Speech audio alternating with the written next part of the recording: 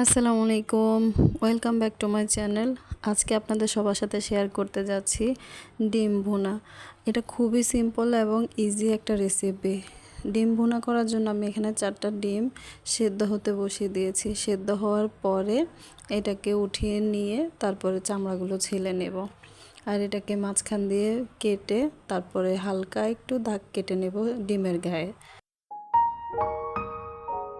ডিমগুলো অর্ধেক করে দাগ কাটা হয়ে গেলে এবার এটা ভেজে নেওয়ার পালা। ভেজে নেওয়ার জন্য আমি এখানে ডিমগুলোর মধ্যে একটুখানি লবণ ছিটিয়ে দিচ্ছি, তারপর দিয়ে দিচ্ছি একটুখানি হলুদ গুঁড়া আর অল্প একটু পরিমাণে মরিচ গুঁড়া। এটাকে ভালোভাবে মাখিয়ে তারপরে চলে যাব ডিমগুলো ভাজতে।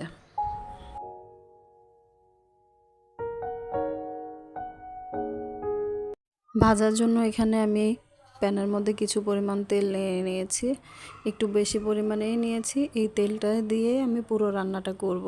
তারপর এক এক করে ডিমগুলোকে দিয়ে দিচ্ছি, দিয়ে এপিট ওপিট করে ভালো করে লাল লাল করে ভেজে নেব।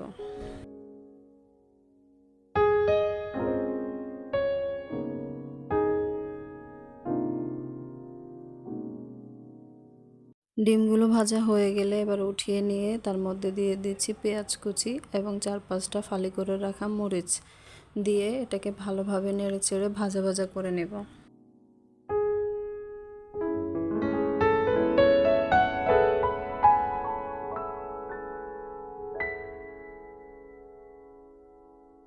পেঁয়াজটা একদম ব্রাউন কালার হয়ে আসলে তার মধ্যে দিয়ে দিচ্ছি একটা টমেটো কুচি, দিয়ে দিচ্ছি 1 টেবিল চামচ পরিমাণ পেঁয়াজ বাটা, তারপরে দিয়ে দিচ্ছি 1 টেবিল চামচ পরিমাণ আদা রসুন বাটা,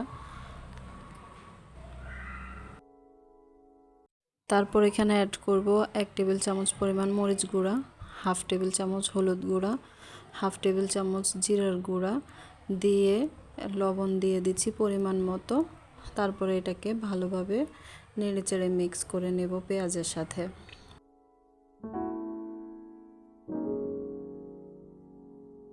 পেঁয়াজের সাথে ভালোভাবে মিক্স করা হয়ে গেলে এই পর্যায়ে অল্প একটু পরিমাণে পানি দিয়ে তারপরে এটাকে নেড়েচেড়ে নেব মশলাটা কষানোর জন্য।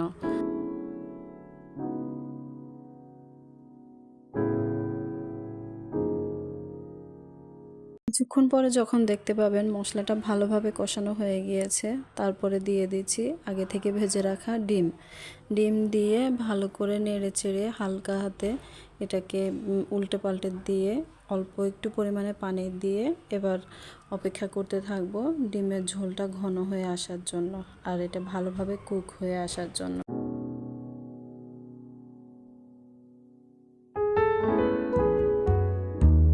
ঝোলটা ঘন হয়ে গিয়েছে এবং ডিমের গ্রেভিটা একদমই পারফেক্ট হয়েছে। এবার উপর থেকে একটু ধনিয়া পাতা এবং লেবুর রস দিয়ে উঠিয়ে নিচ্ছি। এই ডিম ভুনাটা তৈরি করা যতটা সহজ, খেতে ততটাই লোভনীয়। একবার বাসায় ট্রাই করে দেখবেন, গরম ভাতের সাথে এই ডিম ভুনা খুবই দুর্দান্ত লাগে। আর বাসায় ট্রাই করে অবশ্যই কমেন্টস করে জানাবেন যে আপনাদের কেমন লেগেছে। আর আমার ভিডিওগুলো যদি আপনাদের ভালো লেগে থাকে অবশ্যই লাইক, শেয়ার এবং সাবস্ক্রাইব করে আমার পাশে থাকবেন। আসসালামু আলাইকুম।